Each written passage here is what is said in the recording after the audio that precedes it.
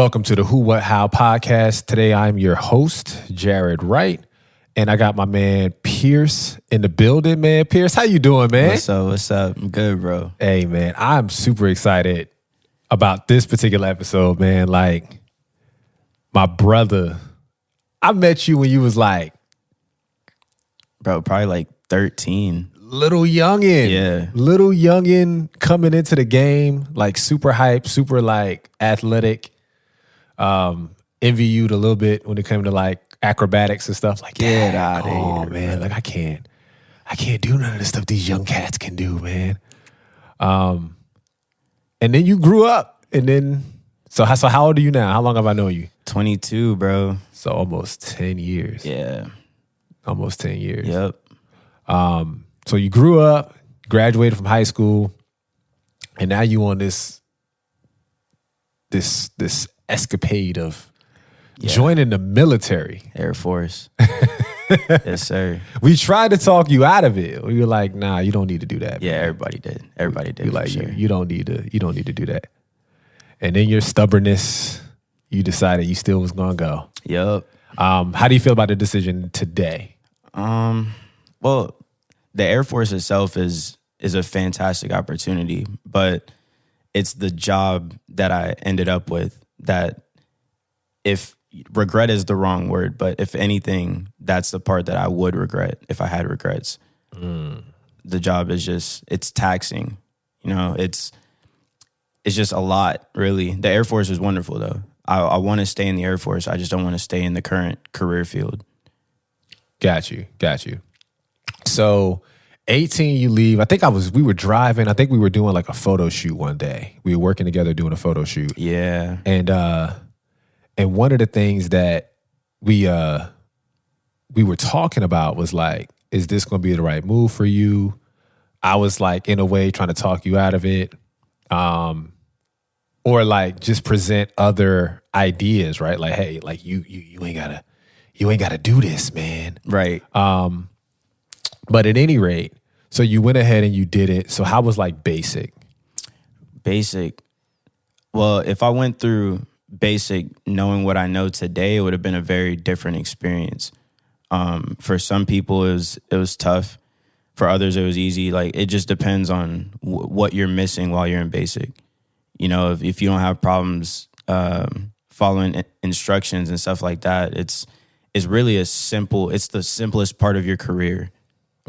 But at the time, you're looking at, you know, these people that are higher ranking, and they're so scary. You know, they're telling you what to do, yelling at you all the time, making you feel bad because you have such a high respect for them that when they're disappointed, it hurts.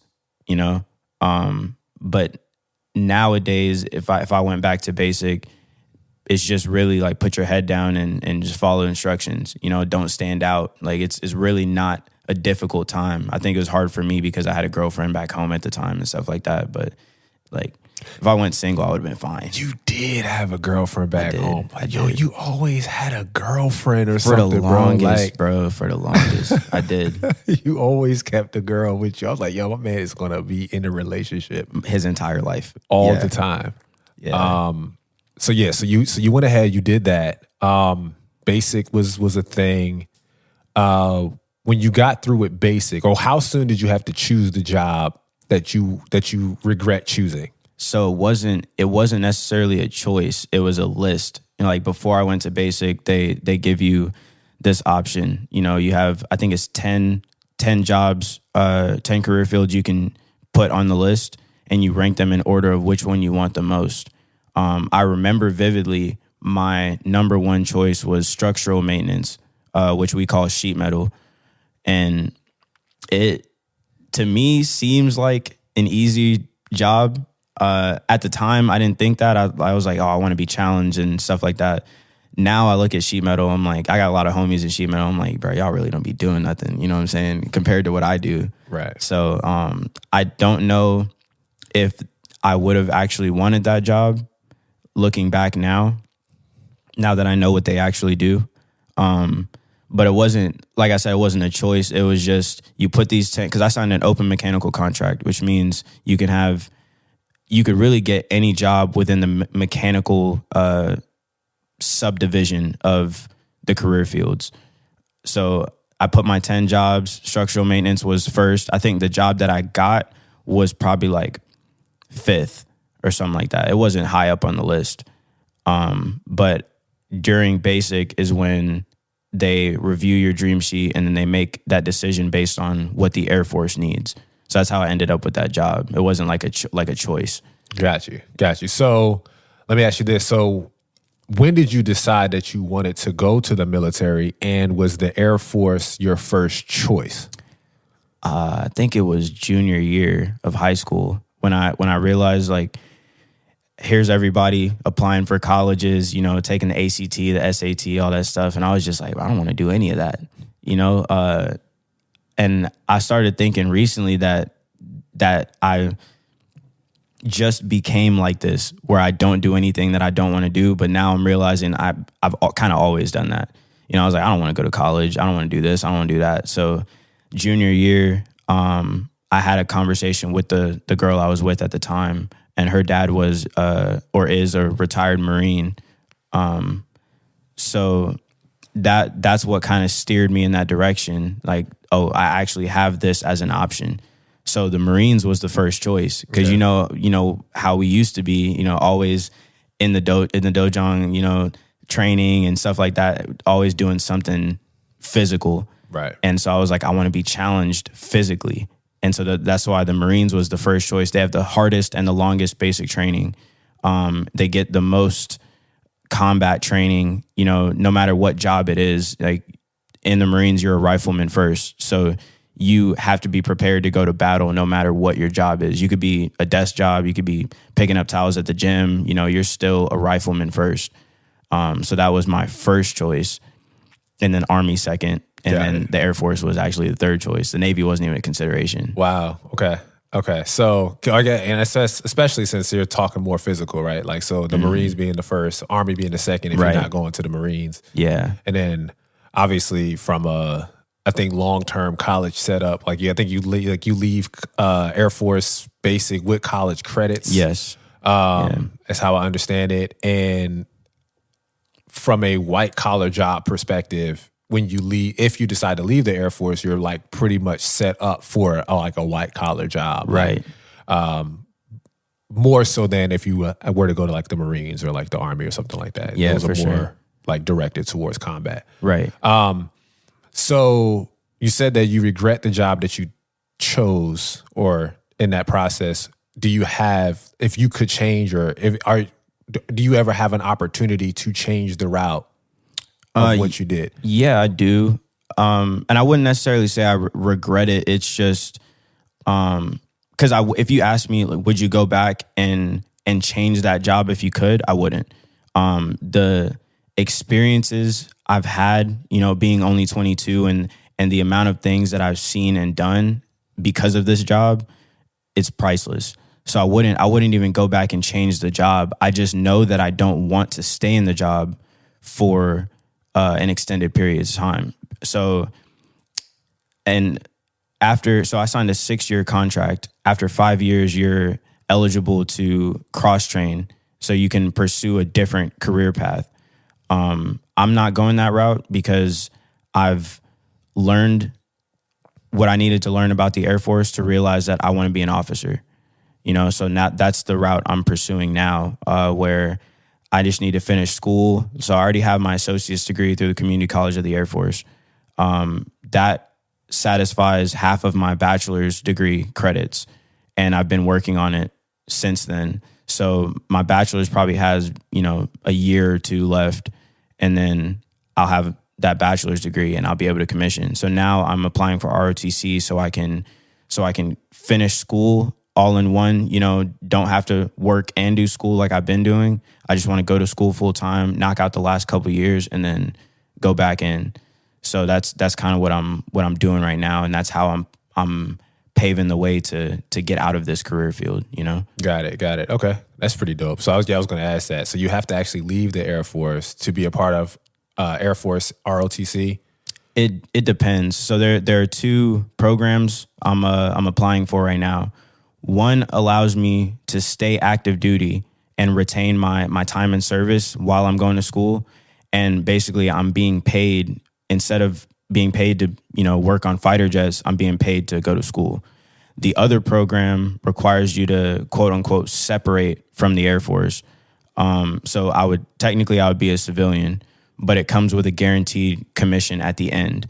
So I get out, I go to ROTC, and then when I'm done with my degree, I come right back in. But the 2 or 3 years that I'm in school don't count towards my time in service. Got it. So like if you wanted to do 20 years and retire, you'd have to essentially stay there till you were, I guess, 40 instead of 38. Right. Got it. Okay. So that makes sense. That's pretty dope though that they have, and I guess like we always think like our situation is unique. Nobody's ever done this before. Yeah. And then you're like, no, there's been plenty of people who've done it. And matter of fact, there's 2 different routes that you can take. Right. So if I'm going into the military today, if I am a person that just enlisted or just signed up, what would be like some tips that you would tell them going into basic, like to make sure that they're doing from somebody who has gone through it like 4 years ago? So basic has changed a lot due to COVID and everything like that. I don't know exactly how it is now, but from my basic experience, I would say, enjoy it, make friends, stuff like that. Like there are people I went to basic with that I still talk to today. The connections that I make in the military are I think the most important part of everything that I do. It's not necessarily like what I get to see or where I get to go and all that stuff. It's more about the people I meet and those connections that I build. So throughout basic, whenever you get that chance, go talk to somebody, go talk to, people that sleep. You're going to be sleeping in a room with about 48 other guys or girls, So go talk to that person that sleeps next to you, get to know them, get to know as many people as you can. But also on the military side of things, pay attention. Like pay attention to how certain people of certain rank carry themselves, and just take note and use that when you get out. There are certain political parts of the military that are very important to your success in the end game. And it took me a while to learn how to play that game. Some people go in and they're like, oh, if somebody yells at me, this is how I would react. You like drop that. Hold on 1 second. We're going to stop that for a second. I'm going to pause you for a second. So like, because that's good advice. But the reason why that's good advice is because that doesn't just pertain to the military. Right. Like, look at the people who are successful around you, individual in the 9 to 5, the person working retail. Look at your manager. Like, we have this idea of what we think it takes to get to the top. Mm-hmm. And then the reality of that might be different. Right. And there's a game that has to be played. And sometimes we identify certain obstacles that we create ourselves to be not a part of the game. Mm. Like, oh, he got that job because that person's Asian and the manager's Asian. As opposed to saying he got that job because he shaves every day. Mm. And he doesn't necessarily want to shave every day, but he understands that that's part of the game. Right. Like it's part of the rules. Like you can't, if you're playing basketball, you can't just grab the ball and run down the court. You have to dribble. Right. Right. And you can't be mad at the person that knows how to dribble well or who's dribbling and they're not getting called for travels. True. You know what I'm saying? Yep. So like that advice is wonderful. Understand the people around you, especially your superiors and how they play the game, and start to see how you can be impacted positively by duplicating some of the things that they're doing. Right. Whether you're in the military or you're at a job or whatever the case may be, if somebody's somewhere you want to be, glean things from them. That was dope. Yeah, keep going. There's also, I mean, especially in my career field, because my career field can get pretty toxic. So something I learned is that you learn a lot more from who you don't want to be than you do from who you want to be. You know, you might idolize someone and you might just pick up a few things from them because you idolize them because they're unique. You know, you might not be able to do what they do.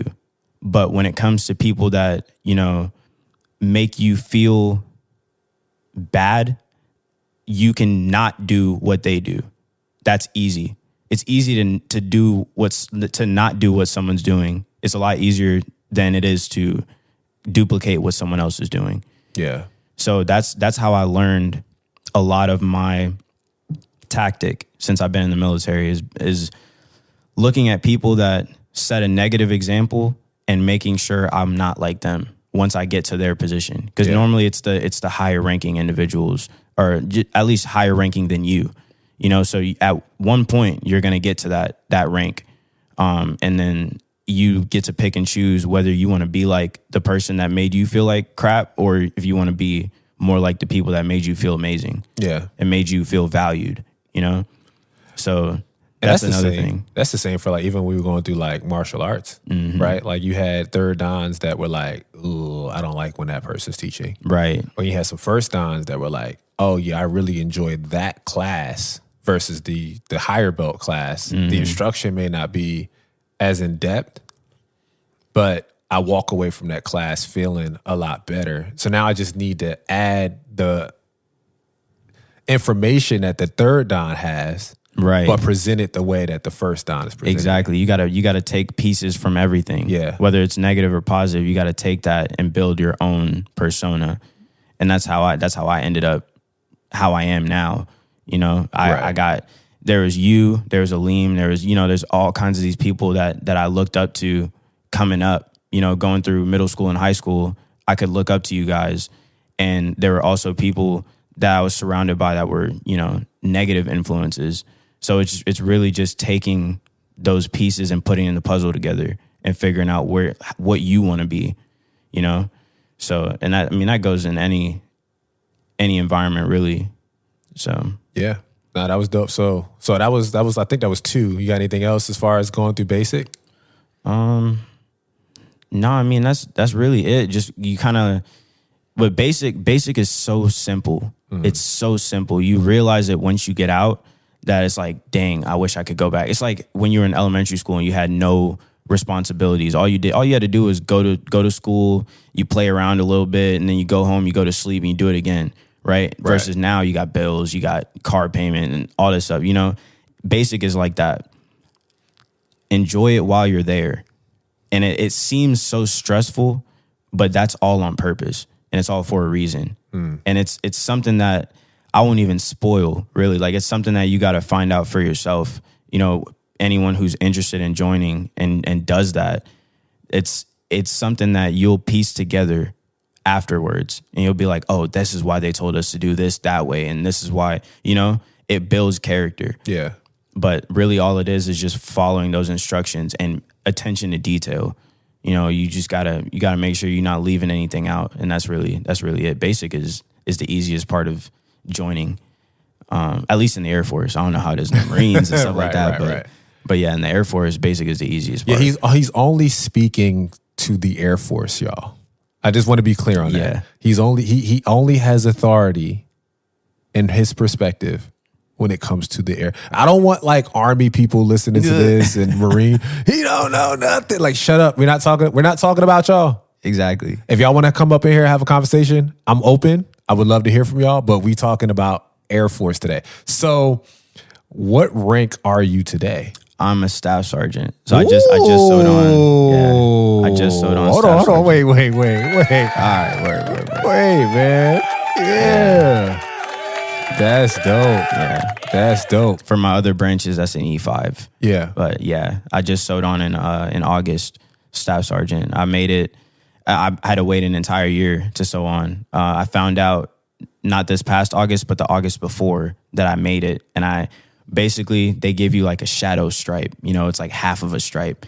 And they're like, you can lose this in the snap of a finger. Like, it's easy to lose that staff select, right? So it was an entire year of keeping my nose clean and trying to keep my head down and grind, But now that it's on, I feel like it's freeing, Because when people meet you, they don't see you as, oh, you're a new staff sergeant. They see you as you're a staff sergeant. Yeah. So it takes that. It also takes that time. It's a learning curve, Like I am still a new staff, so I have a lot to learn. But it's all about, for me at least, the confidence, owning that you have that rank and embodying that, and thinking about all the staff sergeants that I had coming up that influenced me positively, trying to be like them in a way, you know, while also maintaining my unique perspective. So that's dope, man. So Staff Sergeant Pierce, man, that's crazy, bro. That's crazy. Okay. So so you get done with basic. I feel like they immediately flew you out to your location. They did. Not to Italy. So I went from basic training in Texas to Shepherd Air Force Base in Texas. Mm-hmm. And that's where I had my job training. So that's, we call it tech school, technical training. So you go from Lackland Air Force Base, I went to Shepherd, and I was at Shepherd for, I want to say like 8 months or something like that. And then I went to Holloman Air Force Base, New Mexico for hot training. So that's running aircraft and all that stuff. Like jets are actually doing the mission, but you're there learning how the mission works versus just staring at a static jet and looking at parts and stuff like that and learning how to service things, So I went to Holloman Air Force Base, New Mexico, came back home for I think like a week, and then flew out to Italy in April of 19. So got it. So Italy. So when did you meet old girl? The ex-wife. Listen, man. I don't even remember her name. But when did you meet old girl, and how did that go? Actually, no. So when did you break up with your girlfriend? The high school sweetheart. Yes. So we were together. She actually came to basic training graduation and everything. Okay. And then it was in tech school, I want to say probably like a month in or so, that we actually broke up. So the way the story goes, I went to basic. Obviously, I had a girlfriend and all that stuff. So the 1 week of basic where you do get to mingle with the other gender is called Beast Week. Basic expeditionary. I can't even remember. It's expeditionary training. So it's like training for deployment. Okay. And that's the week where we're living in tents and we're bear crawling through sand and like doing all this crazy stuff, eating MREs and all kinds of stuff. So that's where I met my ex-wife for the first time.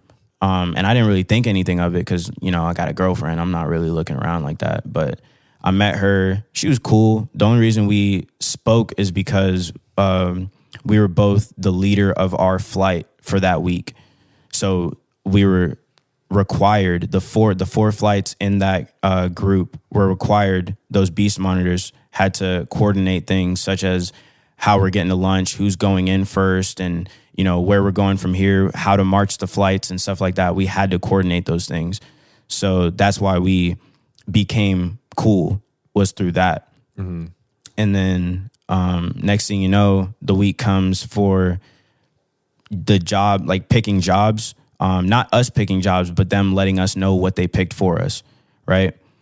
And we found out we both got the same job and we're going to the same tech school. It's like, oh, cool. Like, I'll see you there, Fast forward, talking to the high school sweetheart at this time, and I'm like, figuring out what her plan is after high school because she was in her senior year at the time. Mm-hmm.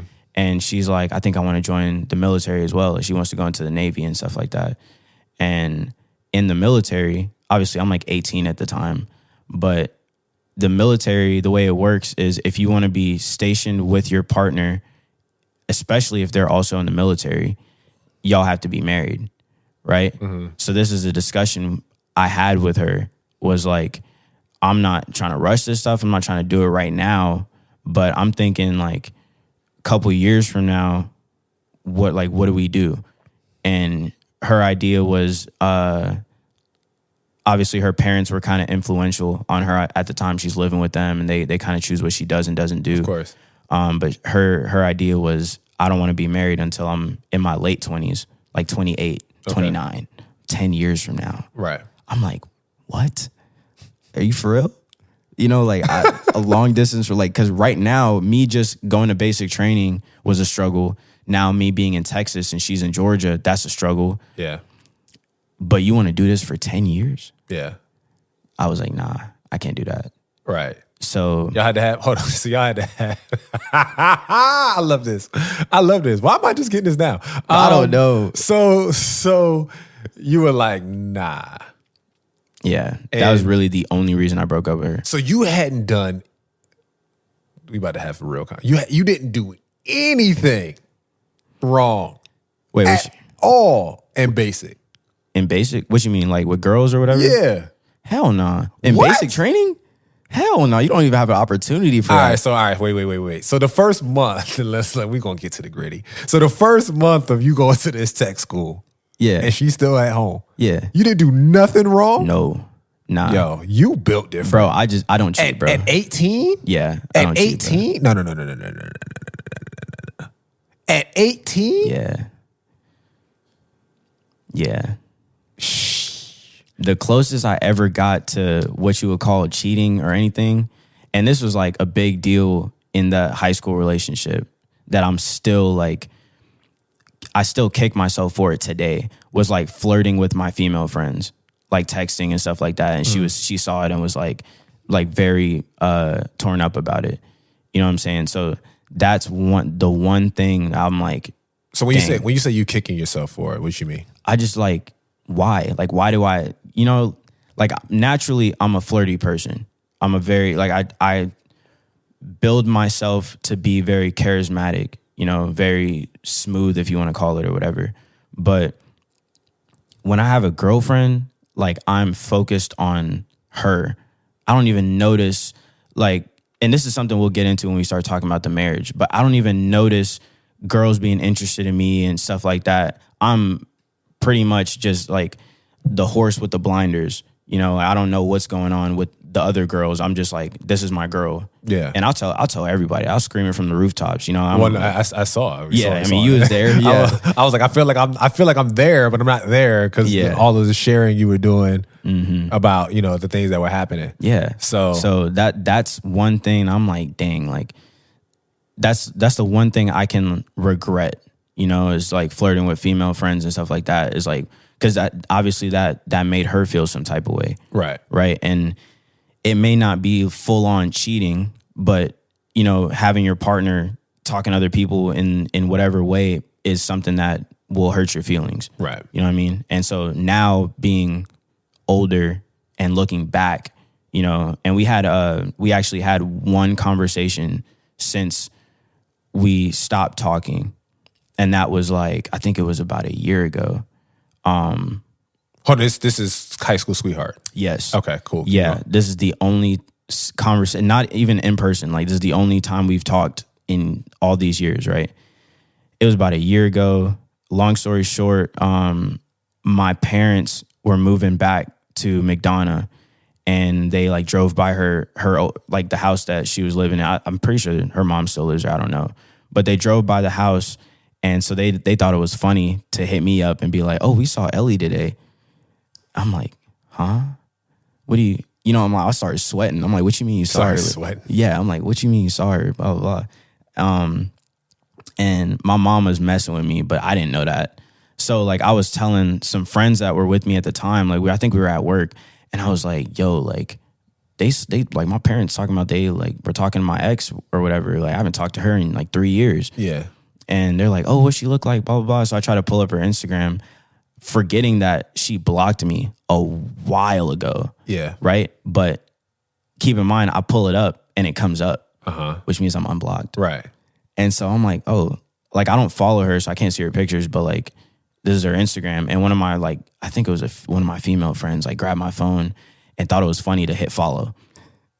I'm like, Of course. okay. Like, I didn't expect anything to come of it. Yeah. But I got a very long message after that. Basically, like, she's married now, and like, you know, my name popping up is not good for her relationship, and like, you know, stop trying to, you know, that type thing. I'm like, oh, I wasn't even trying to do that for real, you know? Right. Like, that was not the intention. But hold on, wait. So, and this is why life is so funny. 'Cause 3 years prior, she stated that she didn't want to get married for a decade. Yeah, it's ironic. It's not even ironic. It's people have to understand, like, hold on. Like, people get married to the idea of what they think their life is going to be, and then their life changes. And certain people have the fluidity to move in that change. And certain people get stuck in what they married 3 years ago, right? Even though their life changed. So she could have been in a position to be like, no, I told myself at 18 that I wasn't getting married to 28. Mm-hmm.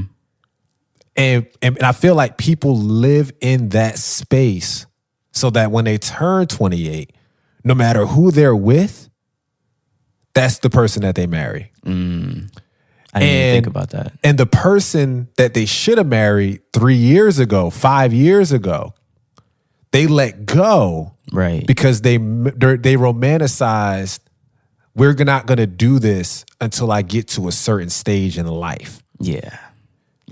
And so that's just ironic how the thing that you were asking her to do, she didn't understand. You had more perspective because you had now gone out. Right. And like experienced life and so on and so forth. Now, 3 years later, she's presented with the same opportunity. And by that time, guess what? You weren't an option anymore. Yeah. Ooh, I love it. So you call, so y'all hit each other up. This is what, oh my God. So you weren't an option anymore. So she couldn't even hit you because you were married. So even if she wanted to, you had already moved on. That's true. And were with somebody else. So she unblocked you to see if you were an option. That could be. So you were married and just didn't unblock you. Yeah. I don't know. Oh, man. I hope not. I hope that's not the case, but yeah. I'm just speculating, y'all. I'm just speculating. Yeah. All right, so yeah. So you hit her. So she responds. She's like, I you popping up on my thing is an issue, this, that, and the third. Or it could be an issue. That's not a good look. Right. I don't want to play myself. So what do you say? I pretty much told her what I told you. Like, that's not the intention. This is what actually happened, and I told her the story. And then I thought back to after training when I came home for recruiter assistance program. Right before I went to Italy, I came home to help out my recruiter for a little bit. And I went to my high school and I was hearing stories about like how after we broke up, she was saying that like I cheated and stuff like that. And I was like, what? So when I was messaging her, I felt the need, for some reason, I felt the need to let her know, like, I heard this and I want to let you know, like, that never happened, because me moving on from her to my ex-wife was a pretty quick move on. No, right? Really? Yeah. But no. But I had to let her know that like that wasn't going on while we were together, Yeah. And then that's when she brought up the female friends and the flirting, and I was like, dang, like she's right. And I felt bad about it. I still feel bad about it to this day. I'm like, I don't want to make anybody feel like that. Yeah. Yeah. And that's why I'm not a cheater, bro. Because it's like, imagine yourself in that position. Finding that out. Maybe nowadays, me personally, it wouldn't be that big of a deal for me because I've lost a lot of my capability to, the easiest way to say it is my capability to care. Okay. I've lost a lot of that. Right. I lost a lot of my patience with relationships and just everything that is pretty necessary to maintain a relationship is hard for me now because of what I've gone through, right? But I still don't ever want to. I'm still a kind-hearted person at the end of the day. Like I don't want to make anybody who loves me or cares about me, strongly feel betrayed. Right. So that was a hard hitter for me when she told me. Like that was something that messed her up for a while. I was like, dang. So when your parents drove by old girl's house though, and they said that they saw her, and you got sweaty, I was like, bruh. Like what emotion? What emotion was that you felt? Let me think. I can't even explain it. It was just like an instant like butterflies. Like I saw her name and I was like, what? Like so what? like you still had feelings? No, not like that. It was just I don't even know. It was scary almost. It's like why? Like what does she think? That's kind of like what was going through my head. Like what does she think about me? Okay. And her seeing my parents, if that were to happen, I feel like wouldn't be easy for her either. Because it just brings back it's the same thing as when I got that text. It brings back a lot of that emotion from that era. It's like a chapter that was closed, but now it's just like the corner is bent now. The page corner is dog-eared. It's like you're going to go back to it. Because there's still feelings. I don't know. I don't think so. I don't think there's still active feelings or anything like that. So let me ask you this. If your ex-wife were to hit you on some, or like if your parents would see your ex-wife somewhere, would you have an emotion? No, because we still talk. Like we are still cool. Right. Okay. Like I just talked to her a couple of days ago. You know what I mean? So got you. That one is simple. Oh, okay. So then, all right. So let's talk about okay. So you started dating old girl. Yeah. Like shortly after y'all broke up. This was in tech school. Right. Right. So how long? Because I feel like I was like, I feel like you went to the military, you started posting this new girl, and then y'all was married. It was a long time, bro. You only been in the military for 4 years, bro. That's not a long time. But it was like before the marriage, it was like a good 3 years. What? It wasn't short. How old were you when you got married? 20. So it was like 2.5. It was like 2 years, 2.5 years. Yeah, bro. Something like that. Like it was. You got to think of where I'm at. Where's your birthday? 4/20. 4/20. Okay. Yeah. So your birthday is 4/20. Mm-hmm. You graduate in June. Basic is 9 weeks. 8 weeks? 7 weeks? 8 weeks. 8 weeks. Yeah. So 2 months goes by. Another month goes by. You break up with your girl. Something like that, yeah. I think we started dating in October. And then let me think. And I guess like in this, because I think it might have been presented like I assumed that she was your wife, but y'all may not have been married yet. Probably not. That was probably something that like I'm looking at the optics like, oh, like, because you be going all chips on the table, all in. I'm dead. Like when he get a new girl, or at least before he got jaded, we're gonna talk about his jadedness. Before he got jaded in relationships, all in. I'm talking like he got a pair of twos, all. I'm dead. You a fool. You a clown. Oh man. So I think I was just under the assumption. Then y'all got the dog and all this other type of stuff. All right, so y'all get done with tech school. Y'all both end up going to the same place? Yeah, so that's it's funny how it works, right? So things come in waves in the Air Force, I've noticed. So like, for example, if I'm getting ready to leave my base and move to another base, right? And I got like 3 other people that are doing the same thing, it's highly likely that we're all going to the same place. So this is what happened is, like I said, we joined the same day. We were in basic in the same like graduating class, right? We find out that we got the same job, which means we're eligible for all the same bases.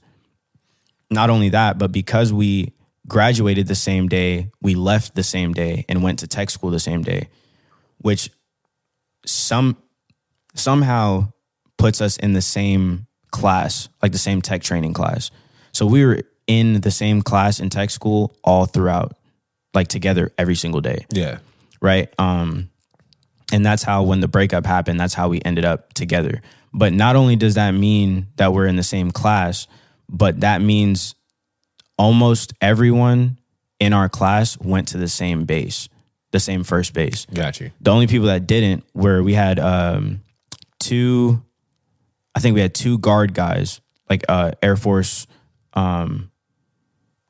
like basically part-time Air Force. So we had two National Guard guys that ended up going back home, because that's what they do. They go through the same basic training as us, Yep. but they're not active duty. They're part-time, I guess. It's hard to explain. Got it. But they go back home. Okay. And then we had one guy that went to, I believe he went to either Korea or Japan, and he was the one like unicorn, out of the class. Gotcha. Everyone else went to Italy. And I guess at that time too, like you guys are learning, growing, studying, discovering life, trying to find your place. Like I remember like college was that for us. Like college was like, who am I? Who am I going to become? Who am I in this environment? Who are going to be my people in this new environment? Because you didn't have people that you grew up with. Now you got to find new friends.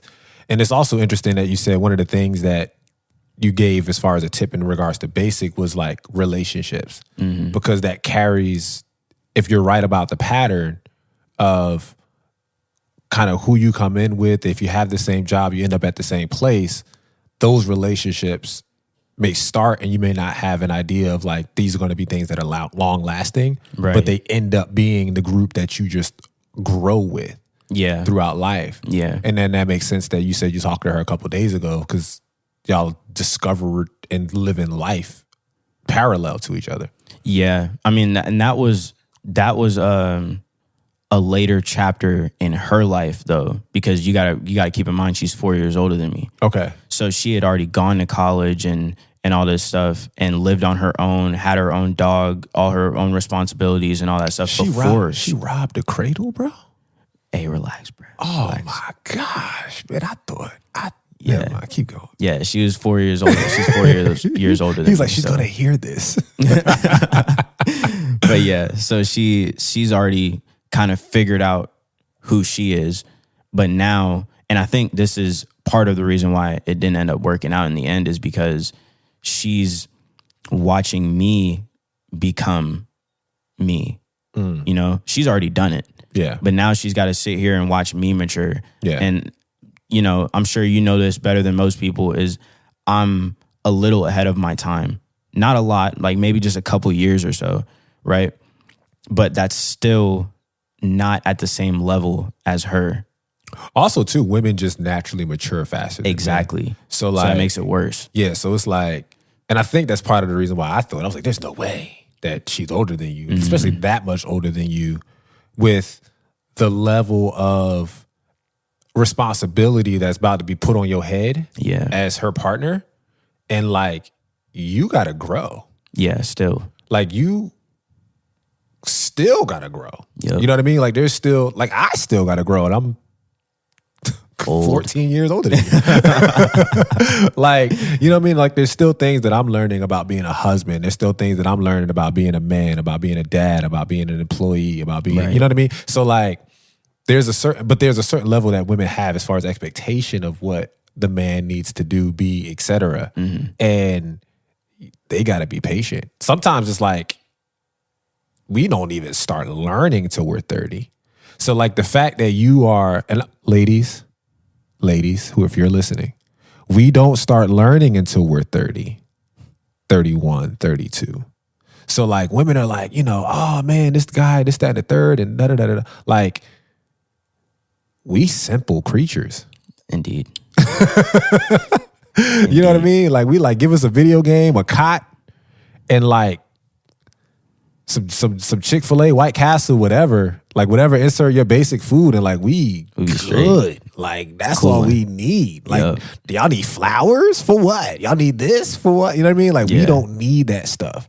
But it's important to you guys and we have to learn that. But that takes time. But keep going. So so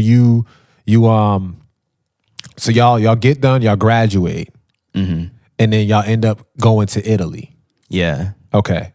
So we somehow, I don't even remember how this happened, but so we both went home for a recruiter assistance program for like the 10 days or whatever it was.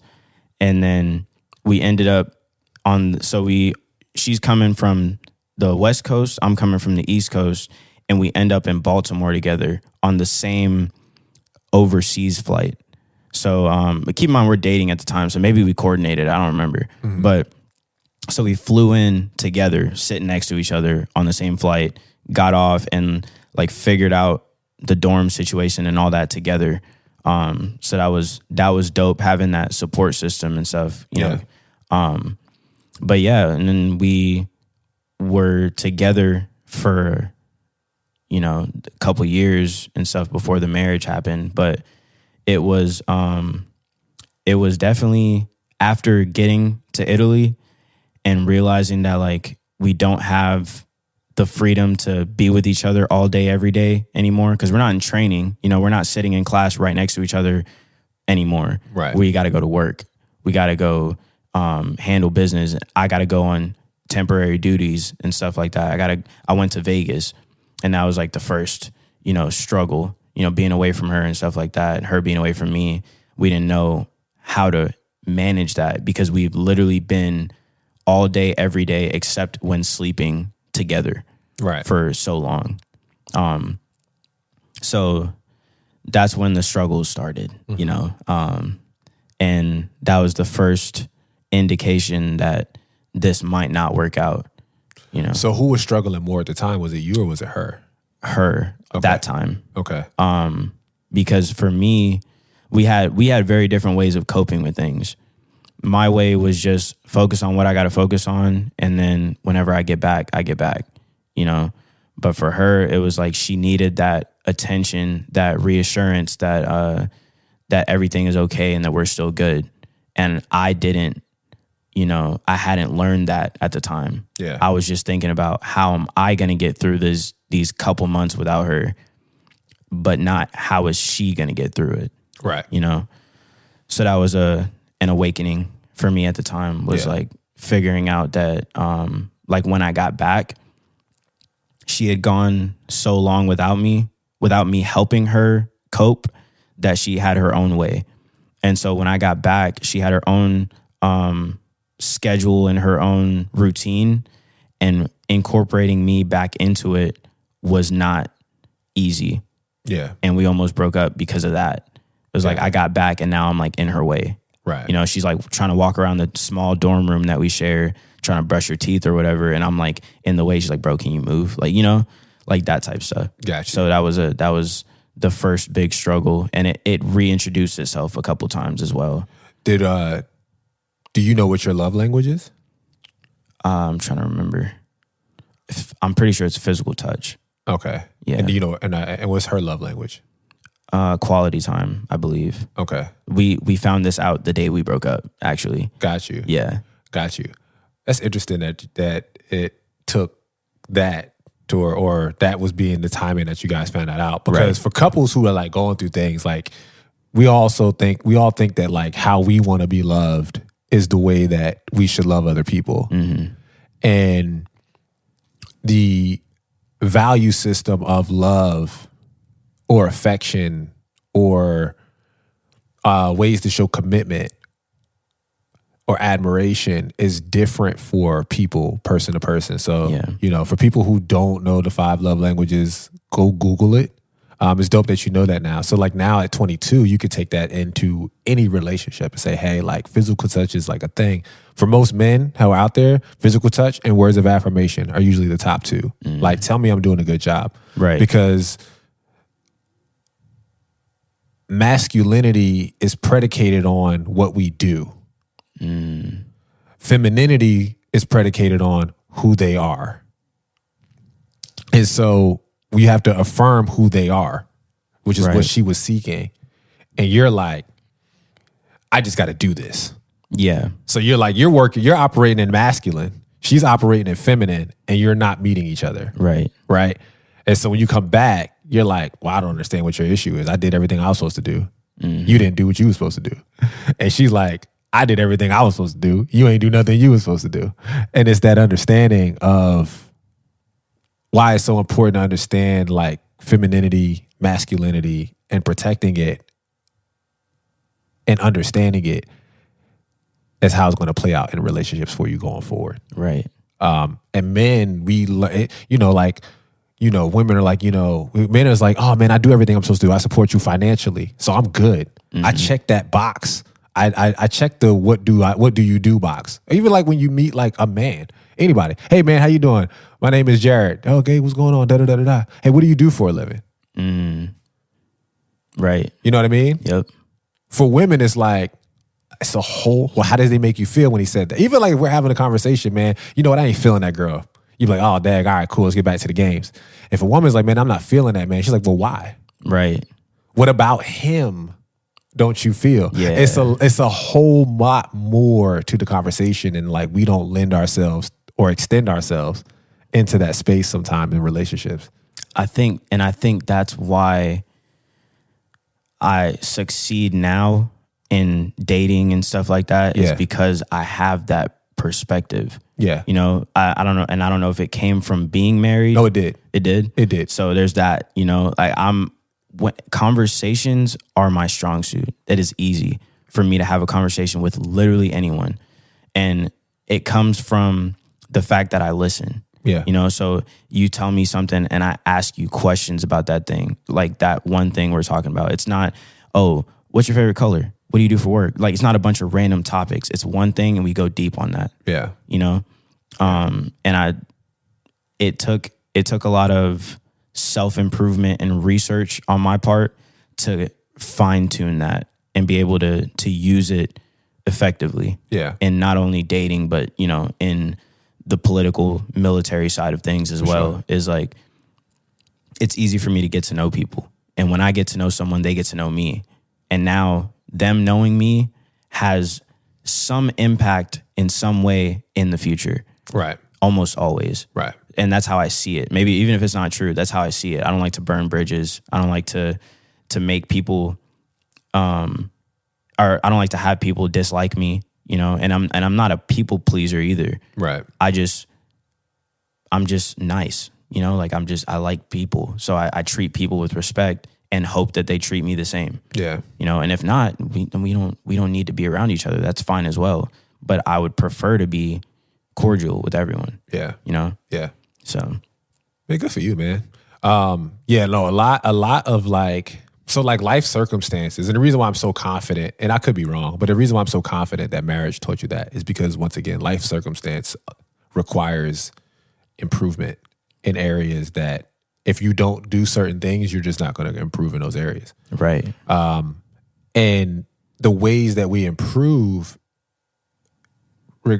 in regards to circumstances is always different. Mm-hmm. Like, some people glean like different things out of relationships, but that particular thing is like, that's going to carry you through, but you probably wouldn't have learned that. That's why most guys don't know that at 22, right. 20, 19, because I'll even say it for me, I got married much older than you did. And that's stuff that I had to learn at 30 that now I tell Chelsea, like, Chelsea, you married the best version of Jarad. Right. Like, the next woman that gets Pierce is going to be like, dag on, you much better than any guy in it.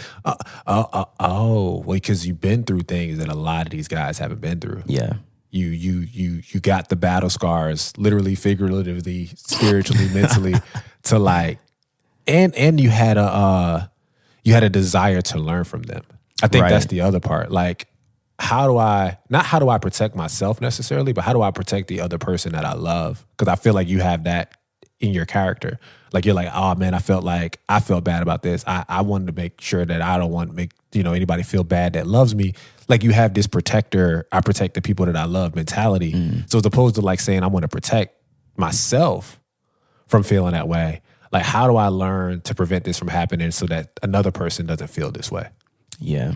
I was actually just talking to my boy about that last night, saying that I learn from every run-in I have with, like, for example, in dating, right?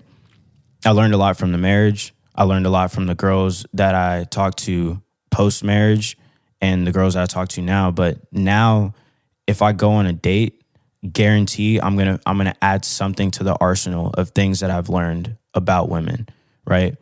Or my list of things that I like and dislike or want and don't want in a possible future relationship. I have no plans to get in a relationship anytime soon because it's just like a trial and failure thing for me recently. But I know that if I did, I would know once I meet that girl that's worth the relationship, I would know. Because it's like I've met so many girls that have said or done things that I loved, and I've met so many girls that like I'm just around them. I'm like, you're annoying me. Like you're just irritating me at this point. You know, so it's and that's what I didn't realize when I got into the marriage relationship was that she always told me, you've only really like been with one girl. There's no experience there. Like you don't know what you want. Like, how do you know that you want me type thing? And I was like, either way, like I'm with you. So I'm not like, I don't care about these other women. That's the lie. Like our generation, I think our generation and like lower. So like your generation, Gen Y, Gen Z. I'm a millennial, I guess. We have like this FOMO mentality. Like, oh, how do you know that you're the best? Like, I'm the one for you. How do you know that when there's all these women in the world and, you know, all these Instagram women and da-da-da-da-da-da-da-da, like I don't live in a space that I'm comparing that way. Right. But a lot of the world is. And so that's the lie that a lot of people believe, that everybody feels that way. Like, you know, how do you know that? I know the same way people knew back in the 1800s. Like, you're my person. Because even your parents been together for a long time. Very long. You know what I mean? Like, they didn't have to be like the open world relationship things that we have going on right now. Right. But so because of that, if you chose a person, like that was your person. Like, we gonna stick to it through thick or thin. And when you don't have a model of what that looks like in your life at home, and I don't know what her situation is, I didn't.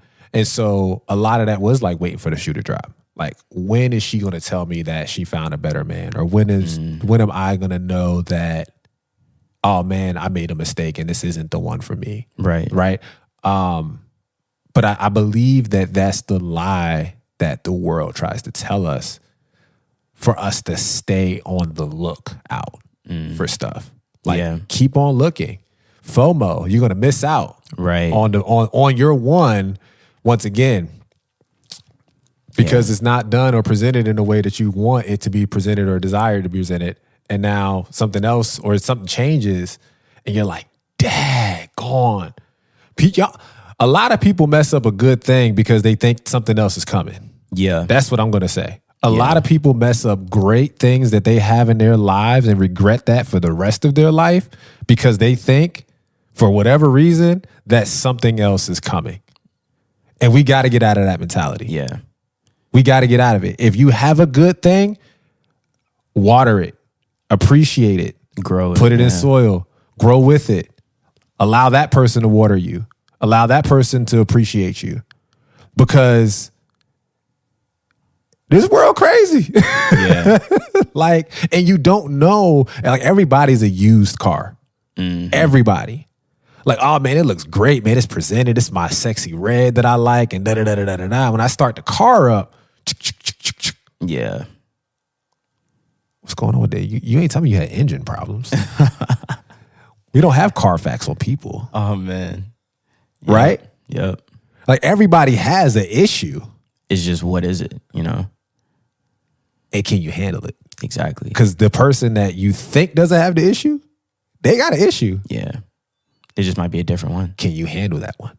I know I can handle the one I have. This one's presented differently. Can I handle that issue?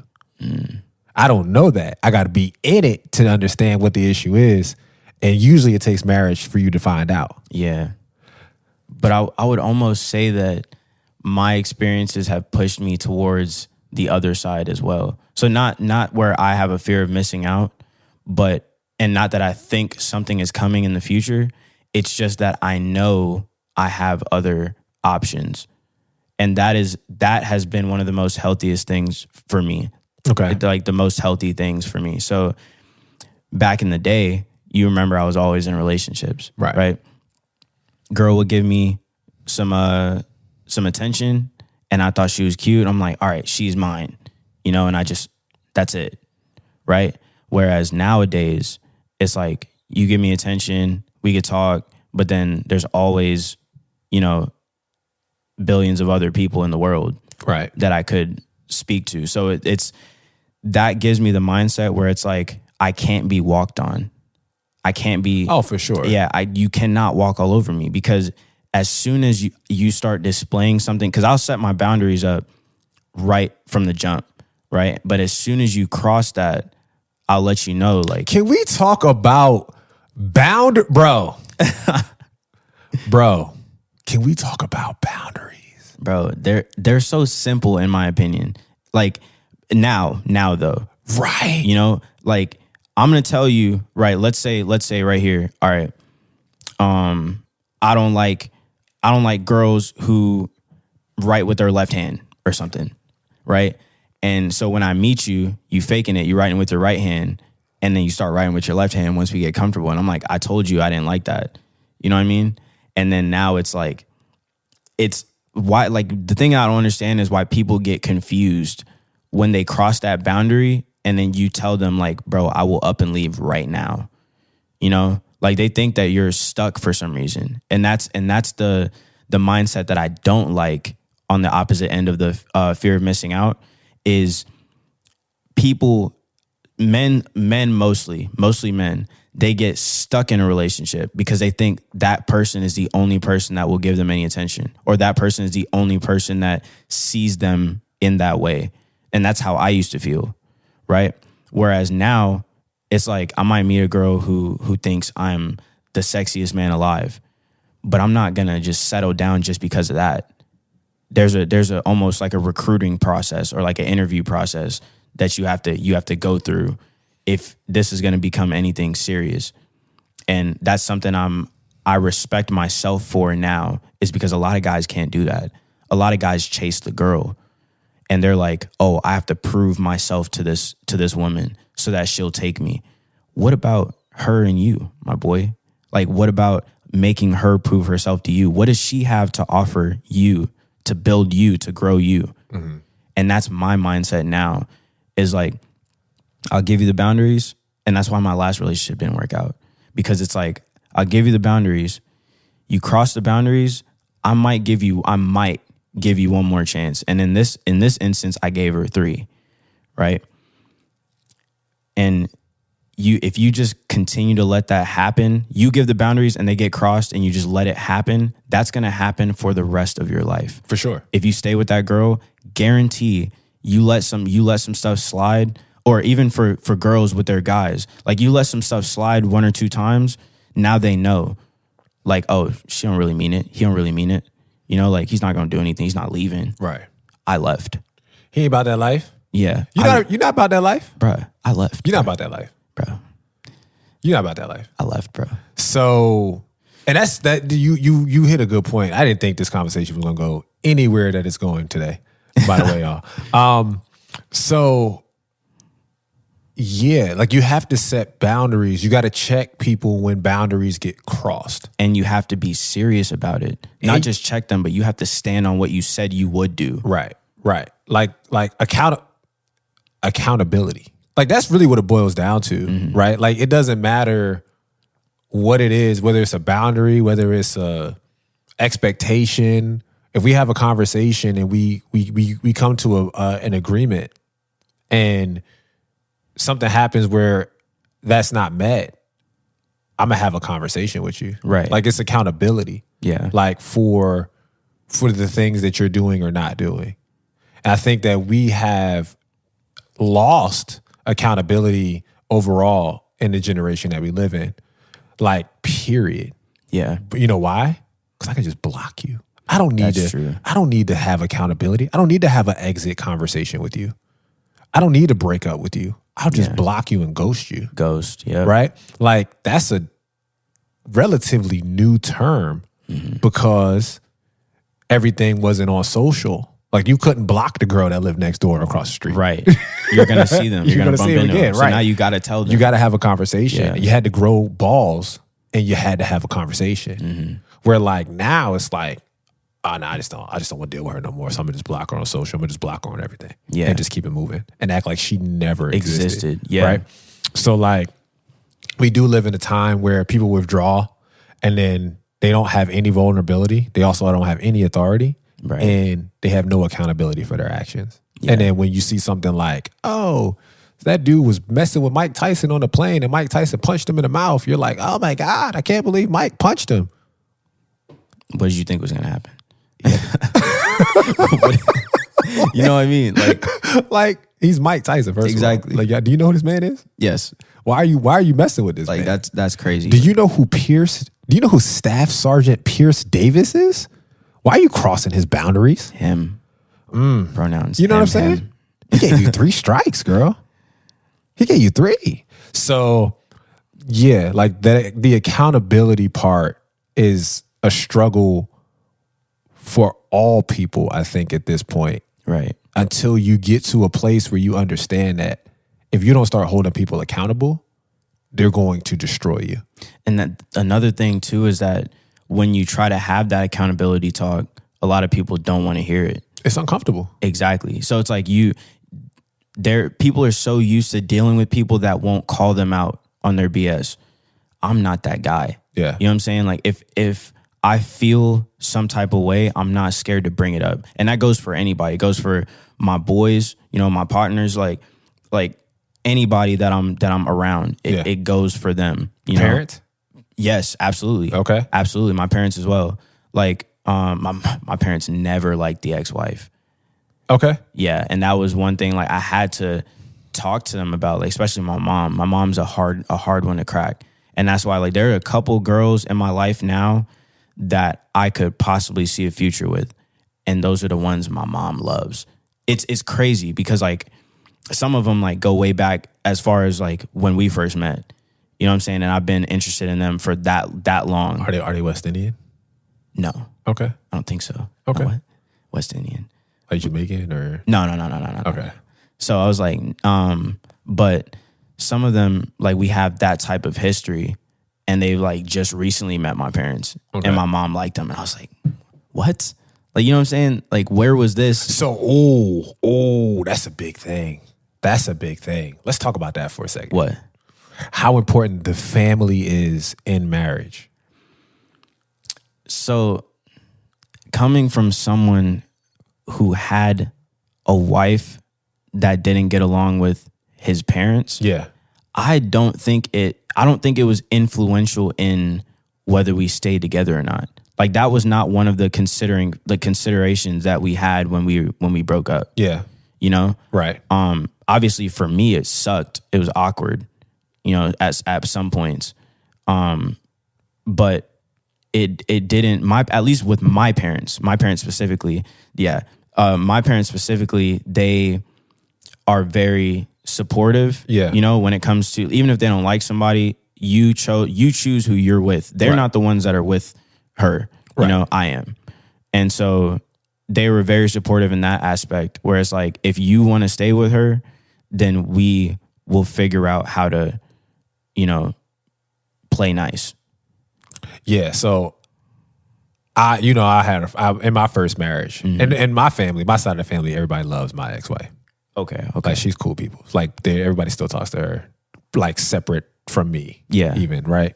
But there were some things on the other end that were like cause for concern or some issues. And I don't think that was the thing that broke us up. But there was always this continual acknowledgement of, I know we're just doing this to play house. Yeah. And I didn't realize or recognize the difference until I got into a marriage where the family Gets is like, along. you better call me. You better call me mom.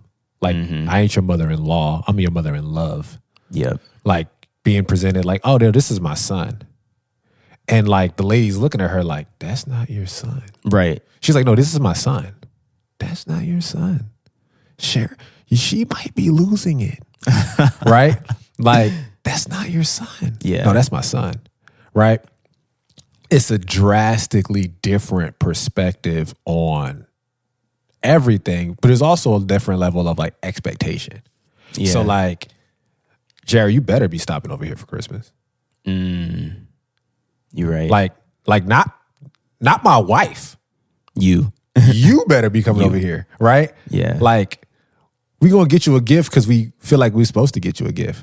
Now we gonna get you a gift like you our child. Yeah. See, that's dope. It's different, bro. That's dope. So when you have that support, when you have you could be on the phone with my parents for an hour and a half. And I'm not even there. And I'm not there. Yeah. That's different. Yeah. So speaking to you from somebody for the experience, that impacts your marriage so much. Yeah. So much when it's both ways. So Right. it can happen one way and not the other way. It cannot happen at all. But when it's happening both ways, like, oh yeah, like Chelsea could just go spend time with my aunt or go spend time at our uncle's house, and I didn't got to be there. And I could go spend an hour with her dad on Thursday. That happened, or like 3 hours. Me and him just up there at the listening lounge. Yeah, like just kicking it. No Chelsea there. Like, we just relaxing, chick. I'm sharing songs with him. He's sharing tips with me about how to sell things and so on and so forth. And like, all right, son, I'm getting ready to leave. I'll see you later. Hug.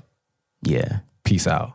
That's good stuff. You know what I mean? Wholesome. Yeah, like because you're indoctrinating her and y'all are becoming one. Like, right. I feel like that, and that's the hard part about marriage. Like, that's the part that, like, everyone's like, oh yeah, marriage is hard. But why is it hard? Because I have this thing over here and I have this thing over here, and I got to force them to become one. Mm-hmm. And there's things around that thing that may not want that thing to be one with this person. That's and true. Vice versa. And so that friction, it's not necessarily pulling y'all apart, but it's implanted somewhere in the synchronization of it all. Yeah, it's like a magnet, Yeah. The different poles, and you can still put them together, but it's harder. Yeah. Right. So it's like, yeah, it's so weird the way life is too, though, because like I said, like my parents never really liked her or whatever, but after we broke up, and like I said, we remained cool and stuff. Yeah. I went and met her family. Mm-hmm. And they fell in love with me. So you hadn't met her until y'all broke up? Yeah. And so because we were overseas and then COVID happened. Right. So our families probably would have came, to visit if COVID hadn't happened. But that's actually what stopped my parents from meeting her, was the vid. And they still haven't met her to this day. But I came home once and I flew out to go spend some time with her family and get to know them, because I met her mom, and her mom loved me. Her brother loved me. So I was like, all right, cool. Like, let me meet her dad's side of the family. And I did that, and they were fantastic. Okay. They were great. Yep. I still talk to some of them too. So it's like, it's crazy how like that amount of support is something that could be a saving factor. For sure. Yeah. So like, it could have helped us to stay closer. Not could have. It would have. Because she would have had conversations. So let's say, for instance, you and her beefing, y'all are going through like regular marriage things. Mm-hmm. She calls her mom, and her mom is like, da-da-da-da-da. But Pierce is a good man. you need to stay with him. Right. You got to forgive him. Da da da da da. You know, and now she That can kind of speak thing. to, you know what I'm saying? Yeah. As opposed to, I know he wasn't good for you. Right, because she don't know you, or she doesn't Or she like didn't you. like you. Yeah. Right?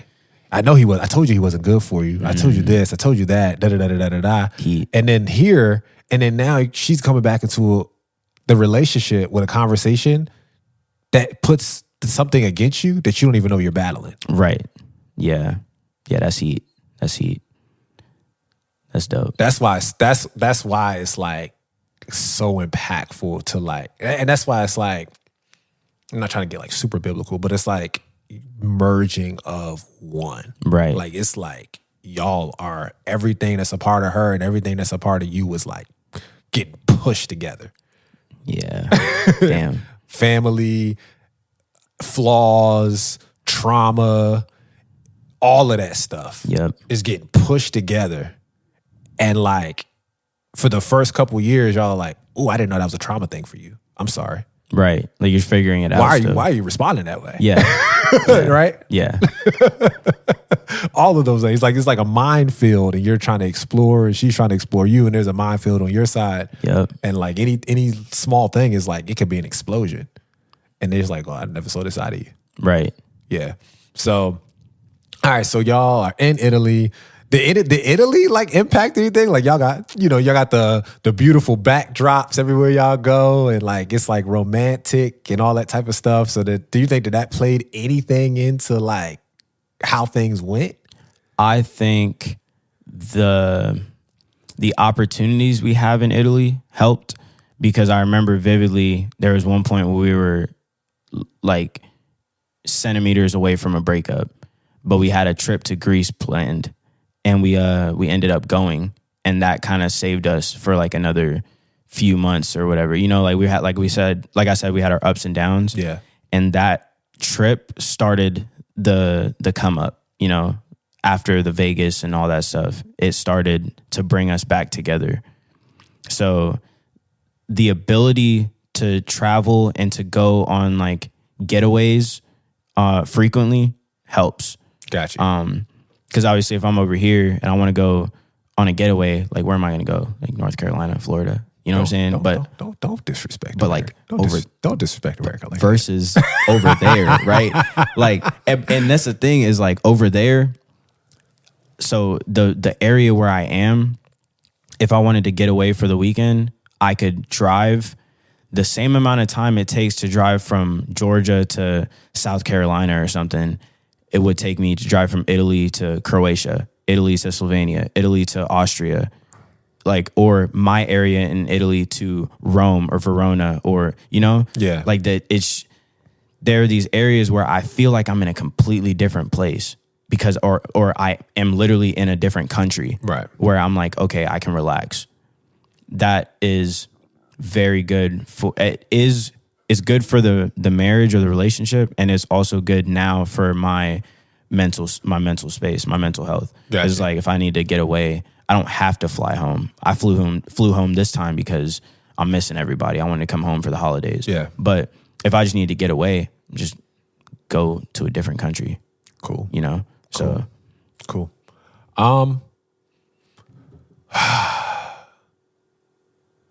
I feel like I got a million more questions, but I think that's a good spot to end. So who is Pierce Davis? Man,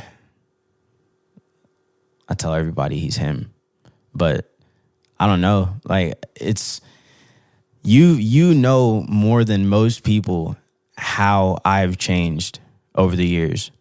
Like I've always been like confident, firecracker, you know, like super energetic, upbeat, and all that stuff.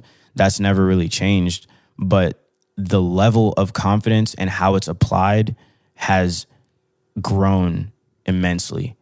You know, like I genuinely feel like I can do whatever I want. Like I was that kid in high school that was shooting shots at the like most popular girls and getting shot down every time. Yeah. You know what I'm saying? But now I don't care about your status. Like I go for what I want.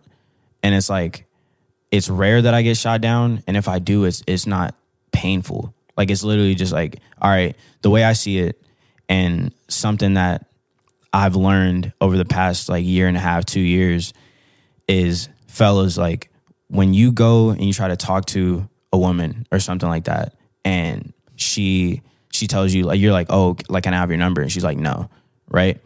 That rejection is not a rejection of you. It's a rejection of her perception of you. She don't really know who you are. So don't take it to heart. You know, you taking it to heart like, oh man, like, what's wrong with me? Blah, blah, blah. Nah, bro, like, she don't know you for real.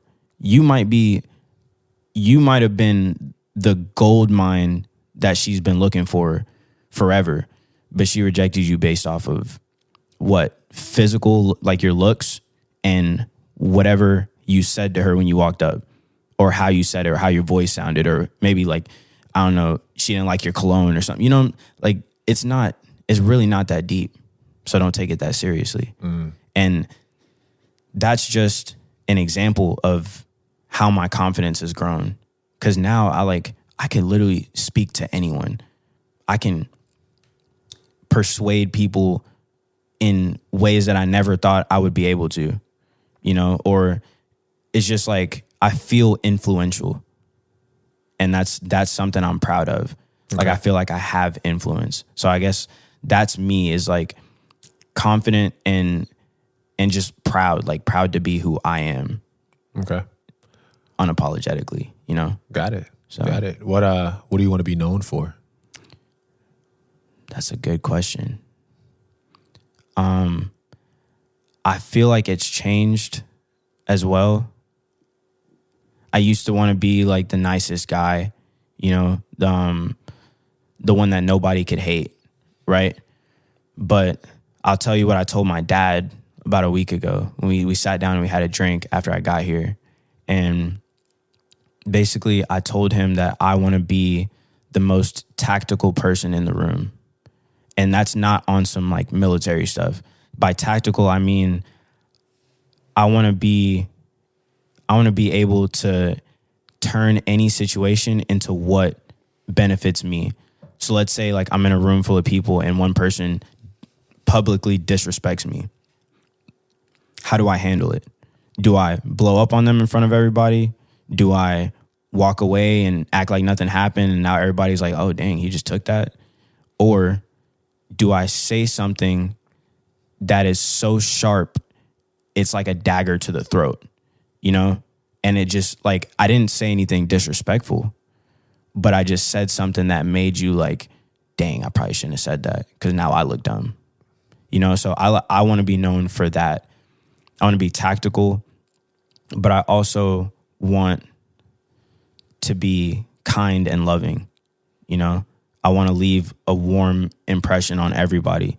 Like, that's why you always see me when I meet new people out in public, like I'll smile at them. I'm talking to them and it's just like, I want to leave everyone's day better than it was when they first walked up to me or when I first walked up to them.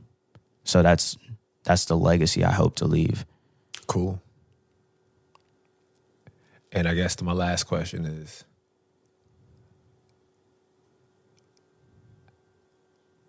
how are you going to impact the world before you go? Man, I guess the way I see it, time will tell. But I think so far I impact, like I wouldn't say I impact the world, but I impact the people around me. And hopefully that is carried forward, you know? So like I met guys that are going through what I went through with the divorce, like almost the same situation, stuff like that. And my first thing is to like share with them what I went through so that they can have it, because it's not going to be the same, right? But at least you have an idea of what's to come, right? So there's that. And then offer that, you know, if you want to ask questions and you want advice, some people don't like advice, right? But some people will come to me and be like, all right, like, what would you do? Or what did you do when this happened? And I love being able to give my experiences to someone. 'Cause like everything I've gone through, I learn from. That way, I have a little brother, right? When he might go through that later on in his life, or right now he's a sophomore in high school. He might be going through what I went through in high school. I'm going to continue to teach him what I know now so that he doesn't have to go through what I went through at that point. It's just like I said with basic. If I went through basic training, knowing what I know now, it would have been a completely different experience. Yeah. So I want to give my little brother, like if I went through high school right now, the way I dress, the way I talk, the way I carry myself, it would have been a very different situation. And so I want him to be able to adopt that without having to learn the hard way, because I teach myself things the hard way. My parents told me not to enlist. They told me to commission. I enlisted. Now I'm trying to commission. My parents told me not to get married. What I do, got married, learned the hard way. Yeah. But everything that I have done that might not, or that might give my parents that I told you so moment, has taught me valuable information to carry forward from here on out, and has shaped me into the person I am now. Like if I never enlisted, I wouldn't be this Pierce Davis. Right. If I never got married, I wouldn't be this Pierce Davis. So that to me is more valuable than going the easy route and then not having to go through what I went through. Yeah. I love that I went through what I went through. Yeah.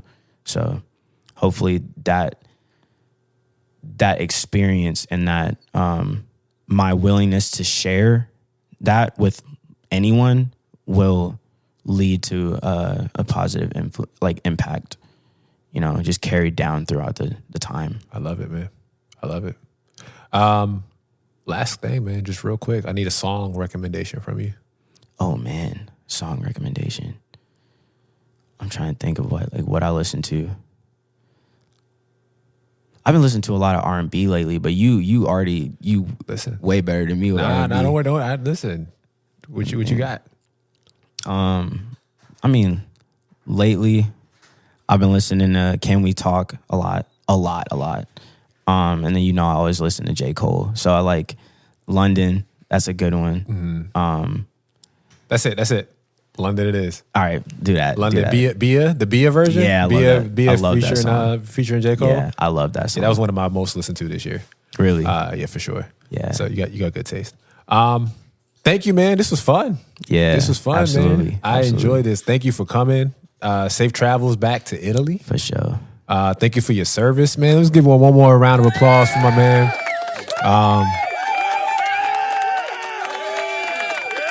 I'm glad we made this happen. For sure. I'm glad we made this happen. This was the Who, What, How podcast. You got to meet Pierce Davis today, Staff Sergeant Pierce Davis for the United States Air Force. And I hope you enjoyed what you got from him. Ladies and gentlemen, Jarad Wright. God bless you. Peace.